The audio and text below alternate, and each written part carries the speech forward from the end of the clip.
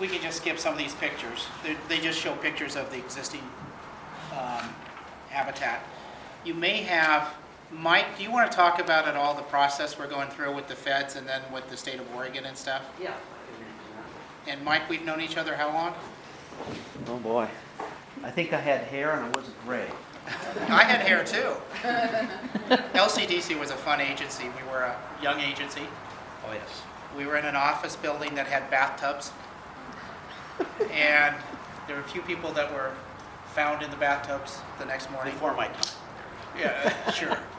No, I worked for a county before. Oh yeah, he worked for what county? Douglas County. Douglas County, yeah. Mike's a real peacemaker too. Yeah, I keep Jim even. Yeah, he just has to go, do you want to deal with JW or me? But if you can talk about what we're going through. Okay, sure. Actually, for this to become a reality, we need to have two things accomplished. The first is to try and get the NRCS to move a permanent conservation easement. And to do that, we have a report, and I think, is it on the website now? Yes. Okay, we just issued a report to them addressing a number of criteria that they require in order to have a modification of an existing easement. Unfortunately, they haven't done that in Oregon before, so we're kind of setting a precedent at least in Oregon. And our understanding is they haven't really done many around the country, which I think is part of the reason they're not here today. One of the things, we had to do Freedom of Information Act to get stuff out of them, which was a pain in the butt, but anybody working with the federal government should do one. It's very enlightening. However, we also asked them, where else in the country have easement modifications been done? The reason I wanted that, it's like when I did the historic district in Salem, I wanted to know what everybody else's standard was and meet that standard, not be pushed into something else.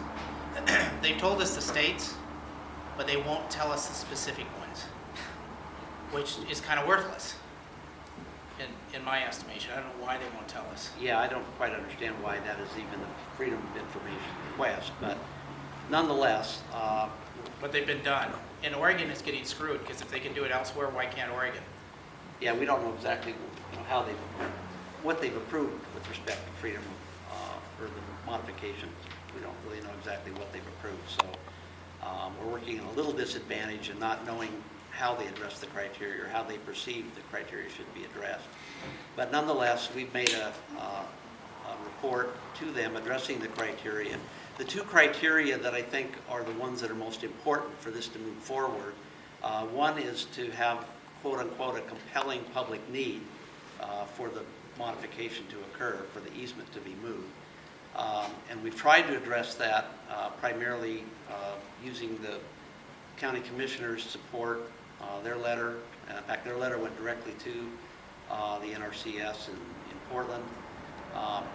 We've also got a number of supporters, as Jim went through the listing of people in the horse community that would really like to see this venture occur. And so I think we've tried to address the compelling public need issue. The other issue, and maybe I'll have Dave go back to a slide, is dealing with alternatives for this. One of the issues that is important to them is why here? Why can't you find another location for this particular venue? It's the one slide that had Wallace Bridge on the aerial photo. Might be the one, sorry, the next one. One more. No? There it is, right here. When I first got involved with this project, Jim, of course, had already wanted to move his office here, and had pretty much His wonderful double wide trailer with the bars on pretty it. much had his mind made up that this was the ideal location for Wallace Bridge and for the equestrian center. I wasn't really that convinced. I knew about the conservation easement early on, and my thought was, well, why take on a conservation easement? Why do this? And the more I got into the project, the more I got convinced the location is actually quite ideal. I almost gave up several times, and Mike came back and convinced me to keep going. As you're aware, this is the only location that I know of where you've got two major highways. So access, even though ODOT I'm sure has concerns, we'll sit down with them. but I think access to the site is actually excellent, and it also allows for cross-country events between the two highways without having to cross a highway, which I think is quite important. Secondly, if you look at this photo, and I know it's a little bit difficult to see, but the type of agriculture that occurs here allows access across fields. And if you take a Google search, take Google Earth, and you end up looking around the Yamhill Valley, Polk County, you're going to find it's very difficult to locate a place that has opportunities to go cross-country. Everything's going to run into row crops, it's going to run into Christmas tree farms, certainly vineyards, and just sheer forest, land that's still in timber that hasn't been cut. And so it'd be very difficult to try to do cross-country events with horses through those kinds of areas. So the uniqueness of this site actually grew on me over time, and now I'm pretty much the main person convinced that this is the right location. But I won't say that NRCS has had that experience yet. We hope we get that from the report, that they understand that trying to find another site that's unique for this type of venture is going to be very difficult to do. And we haven't found it difficult. So. Can you talk about the zoning stuff later on? If we get the easement moved, yeah, then we'll move forward. The next requirement for the actual development of the facility. Now, a lot of the, as Jim mentioned, a lot of the construction of the rings and the polo fields, those kinds of things are all allowed in an exclusive farm use zone. In fact, it's ideal here in that this is not high-value farmland. That's something that's a concern to the state and to the agricultural community. And me. Pardon? And you, of course, yeah. That's why you're here. So the permit process for those really shouldn't be that difficult. If you have, you'll be dealing primarily with the Polk County Sanitation and Building Department for those activities. It won't be a zoning question. The only issue that's going to come into play for another permit would be to doing a lodge for the owners of the horses and the restaurant. Those kinds of activities would take what we call, or what the state calls an exception, primarily to the state planning program and to Goal 3. And that would be a permit that would go through Polk County. It would require a comprehensive plan amendment and a specific zone applied to the exception property, which would be this particular site. And we haven't, of course, gotten that far because we have to deal with the conservation agent first. But we think we have a really good case for this, like Bandon Dunes. Yeah, I think we do. First of all, you know, think about, you can't really put this type of an activity in an urban growth boundary. I tried. Which is the conflicts there. You're going to end up with conflicts with housing and other urban activities. So thinking that it's got to go into a rural area, the location here is ideal for that. I think we can make a good case to say that this is the right spot for it. And also you're near the casino and other activities here, which also has kind of altered the landscape a little bit. So it's not like we're sitting out in the middle of a prime agricultural area or a prime wine area or something where they'd be setting a precedent. Here we have activities already going on that I think make this place ideal for that. Okay. So, and I'll be around if you have any questions. I'll be happy to stick around. What, I guess the last slide to show in there, Dave, is that we need letters of support. I don't know how long the NRC is going to take up. I'm sure they're going to take longer than I'm going to give them. But I will be presenting to the Yamhill County Soil and Water Conservation District in early August. I will be presenting to the Polk County Soil and Water Conservation District in September. If you know members there, talk to them.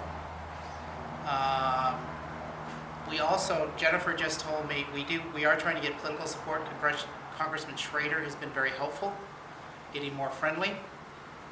And we also will be getting a letter of support for what we're doing from Senator Merkley, a U.S. Senator. We will have that on Monday or Tuesday. And so we're looking for additional political support for a very worthy and necessary project. I guess this has taken on a long time. I apologize for that. Do you guys have questions of anybody here that you would like to ask also? Or concerns? You have a great website, and I have a lot of information, otherwise I'd be bothering you with a million questions, but I didn't see, and maybe I didn't get to it. How many acres, how many total acres are involved in this, and how many acres are in the old easement, and how many in the new? Roughly, you don't have to be exact. Dick, what's the total of acres? It's like 3.7 acres more. I think what's in the current easement is 187, and what would be in the modified easement would be something just over 190. And that his report is also on the news site on www.wallacebridge.com. Okay, Right now, Wallace Bridge itself has 325 acres. okay. With the expansion of these two other properties, which hopefully we'll own after that, will be about 600 acres. Okay. Any other questions or concerns? Concerns too. Does anybody have a concern that's not being addressed here or that they think is a problem? I'd love to hear that. Aren't you gonna have to do an environmental impact assessment for your zone change or your conditional No. use? Mike?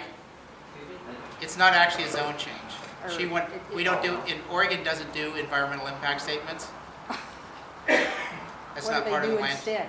What? Because they've been requiring them in Yamhill County for all kinds of stuff. Oh, Yamhill County's kind of unique, but Mike?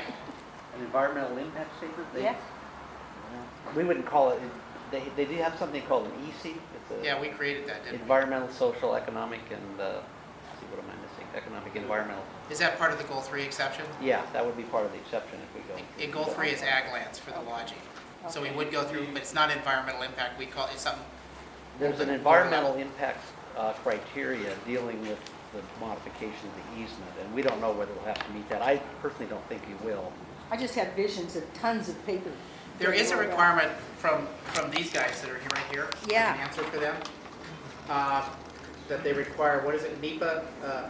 Yeah, that's That's environmental impact. That would be- Environmental impact, but it's discretionary. These guys tried to make it mandatory, and I called them on it. I said, you guys can't do that. You have to assess it first. You have to tell me what criteria you used and why you did it. And they haven't done that yet. They're kind of pissed off. They got to do some work. I don't have to do the work. Now, if they find it is necessary, fine, we'll do the work. But I think they throw that up as just a roadblock because it's a total waste of time, waste of my money, their time. But they have to do the assessment first, not me. That's the feds. Okay, thank you. Oh, And the disagree. 325 acres, does that include the 187 that are in the easement, or is that? Yes. That includes that, okay, sorry. That's my last question, I'm pretty sure. Okay. Hey, Jennifer, horse country, I can't see anybody's faces. Here. What do you think of it? Well, we were just talking, yeah, I can't find anything wrong with it. I mean, I don't know that much about the whole easement process. But no, for the equine industry. Oh, yeah, absolutely. I mean, I could absolutely market the heck out of something like this, and it would really be the jewel in the crown of our area. It's not going to be a big competitive issue with other facilities because what it offers is so different. I mean, just asking other people in the industry, where do you go to play polo? Where do you go to hunt? There's not really anywhere in Oregon to do either of those things. Certainly not anywhere that has lodging on site.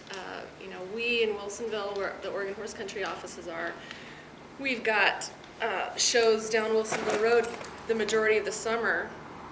And just within the city of Wilsonville, we tracked about $2.4 million in income to the businesses in Wilsonville just from those little shows. So something like this statewide could be a huge economic impact, and that's not even counting the jobs and everything else. So we hope that it happens. We're talking about our political connections and who we might be able to influence here and there because it certainly looks like my dream on paper. So yeah. And you guys are doing a study, because I don't think people realize how much equine does in Oregon. Yeah, so we're like a statewide equestrian chamber of commerce. We help with all the tourism. We work with Travel Oregon, with counties and cities and chambers of commerce to help expand and identify their equestrian opportunities. And we have lots and lots of businesses that are part of it. We have a board of directors, Oregon Dressage Society, Oregon Hunter Jumper Association, and on and on. And we just finished an economic impact study for Clackamas County, which was really, really, really interesting. Not a surprise to us because we knew what the equine industry does for the state, but quite a surprise to a lot of county commissioners and mayors and state representatives who now all of a sudden are big fans of ours. So we would really like to see that statewide. We've recently partnered with Oregon State University. So soon, if you own horses, you'll probably get a survey in the mail. It'll be the help us? first one done in almost 2 decades in Oregon, and the last one they only used 176 questionnaires to do the whole entire study off of. So we're planning well over 1,000, 2,000 results from it. And the equine department of Oregon State University, they haven't had anything like this in Oregon in years. So they're thrilled to get the numbers. Once we have those numbers, it'll do nothing but help validate even more of this to prove what a hub this is in the equine industry. One of the things that could be interesting with the equine industry, you know, when you have a horse, you still got to feed it up and down the economy. And unlike we're dependent on the timber industry out here, it's an industry that I would think is a bit more stable, that would provide a bit more diversification out here, and it'd be more year-round because you're feeding off not just local demand, but international demand. Would that be a correct assumption? Absolutely international demand. We take trips to Ireland and Spain with the OHC just for fun and for fundraisers, and it would be really nice when people ask us in other countries where can they come ride in Oregon to have an answer for them. Because right now, there's great hunter-jumper facilities, there's great dressage facilities, there's great western facilities, but there's not really a multi-discipline location like this in the state. And it's heartbreaking for me from the standpoint of transient lodging tax, which is taxpayer money that we get to share in, to watch these shows go to Canada, to the big horse park that was built in Washington. They beat us to the punch on that, and to go to Southern California when we have amazing facilities. We just don't quite have the footprint that we need right now. By the way, on that, one of the things I've suggested is that Wallace Bridge, that Polk County actually do a lodging tax, which could substantially help Polk County, Willamette school districts. And Wallace Bridge will be one of the highest taxpayers in Polk County. As far as jobs, I know we talked about 100 full-time jobs. I think it would actually be more than that here, and the spin-offs would be huge. Mike and I have talked about, we're going to work with the Department of Economic Development to figure out what the actual job impact would be, which I think is much greater. And the other thing I'm thinking about, you know, like the Wildwood, you know, you mentioned we might have a restaurant out here. We can all win on this thing because with the amount of people that we would get here, we'd only have a portion of them staying here. We're talking 40, 50 rooms. We're talking 3,000 to 5,000 people. So they're gonna pack the Wildwood in. You guys are gonna have to expand and get that building done next door. And the restaurants, I mean, who wants to eat at your restaurant at your lodging? You want to go out. You want to go to Sheridan. You want to go to Dallas. You want to go to McMinnville's hopping. You want to go to Amity. All those other places. So I don't see us as competing with the existing businesses at all. I've always said that one winery doesn't do you any good. Well, a little bit, but 5 is huge. So it's feeding off of each other.